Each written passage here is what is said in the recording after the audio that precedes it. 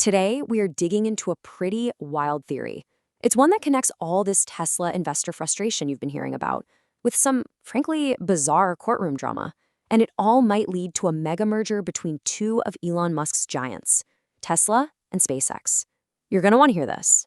So here's how we're going to break it down. Think of it like a high-stakes corporate mystery. We're going to uncover the clues one by one, starting with the frustration, all the way to this grand unification theory, and of course, what it all means for you. All right, so to really get this whole theory, you have to start with the first piece of the puzzle. And that is the growing impatience, the real frustration that's been bubbling up inside the Tesla investor community. This quote, it just perfectly captures that feeling, especially for the newer investors. They hear about these huge promises, robo-taxis, and they just feel like those delivery dates keep slipping further and further into the future. And this really shows you the two different camps of investors, right? You got your short-term traders, and they are understandably getting really antsy about the stock's performance day to day. But then you have the long-term believers. And for them, the horizon isn't just getting pushed out, it's getting, galactic. It's expanding to include AI and bots and chips, which makes that long wait feel like it could be worth so much more. Okay, so you've got this investor frustration simmering, but that is just one part of the story. The first major clue in this whole mystery comes from a bunch of really strange legal battles that all happened in one place, the Delaware Chancery Court. I mean, you can't make this stuff up. This timeline is just wild.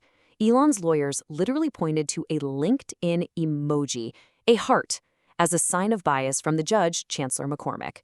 Now, she denied it, of course, but she ended up reassigning his cases anyway, saying it was because of media pressure. But the bottom line here is huge. This one move effectively took a massive legal obstacle right off the board for Musk. So what exactly were these cases that suddenly got new judges? Well, the first was a lawsuit from a pension fund. They claimed Elon used inside information when he sold $7 billion of Tesla stock to help pay for the Twitter deal. This was a really big one just hanging over his head. The second case was a challenge to what they called the horrendous amount of stock paid to Tesla's directors.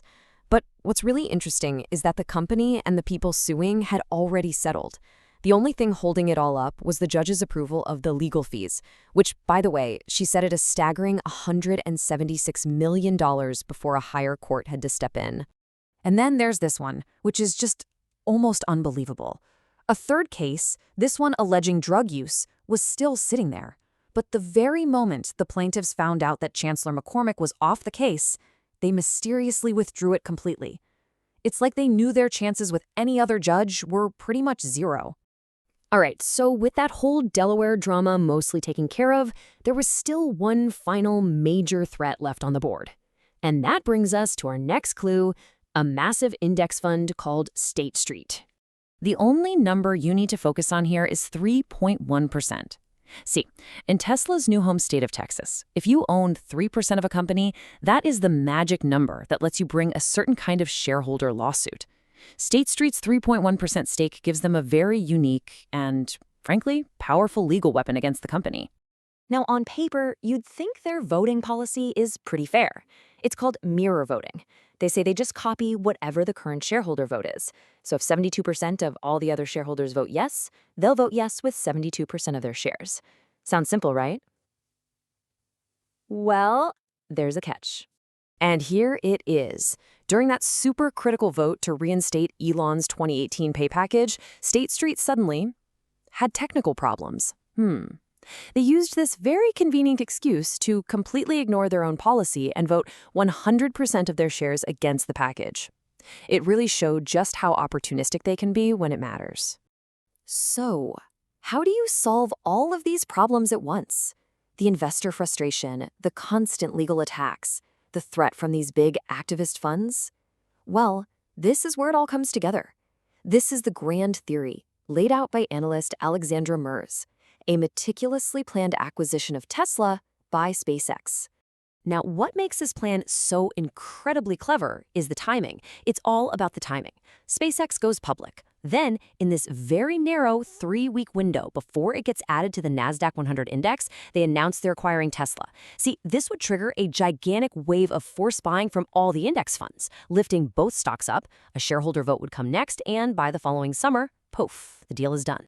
So here's the trade-off. After the announcement, the two stocks would basically move together, in lockstep. Tesla shareholders would get a nice premium for their shares, but they'd have to trade their one share, one vote power for a new structure where Elon gets super voting rights. And right there, you can see the strategic goal is crystal clear. State Street's 3.1% stake gets massively diluted, and their power to sue just evaporates. Of course, this all sounds like some kind of 4D corporate chess match, which, it kind of is. And it begs the big question. What are the real odds that a plan this audacious, this complex, could actually happen? Well, the analyst behind this whole theory, Alexandra Merz, has actually updated her confidence level. She now puts the odds at 75%. That is a remarkably high conviction that some version of this master plan is not just possible, but actually in the works. Okay, so if there's a 75% chance that this could be real, what does this grand theory actually mean for the average investor? Let's talk about the payoff. This is it, right? This is the most practical question on everybody's mind. If SpaceX is going to be this huge public company, does it make sense to sell your Tesla shares to get in on the ground floor of that SpaceX IPO? The advice from the source is pretty blunt. Think twice. Because if this merger happens, like the theory says it will, SpaceX will be acquiring Tesla at a premium. So if you sell your Tesla to buy SpaceX, you could end up selling your asset cheap, only to effectively pay a premium to buy it right back inside the new merged company. So when you boil it all down, the ultimate takeaway is this. The entire complex plan seems to be designed to reward the long-term, patient Tesla shareholders.